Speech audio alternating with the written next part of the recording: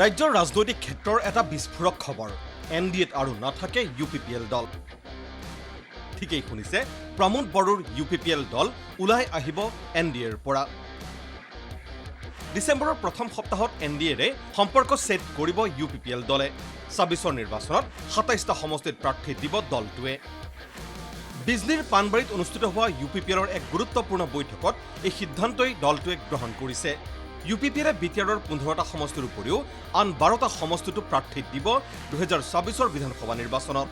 প্ৰাৰ্থী দিবলগীয়া এই অন্য ১২টা সমষ্টি হ'ল পশ্চিম গোৱালপাৰা দুধনৈ বকো ছয়গাঁও বজালি ৰঙিয়া দিছপুৰ নদুৱাৰ গোলাঘাট ডিমৰীয়া বৰছলা ধেমাজি ঢেকিয়াজুলি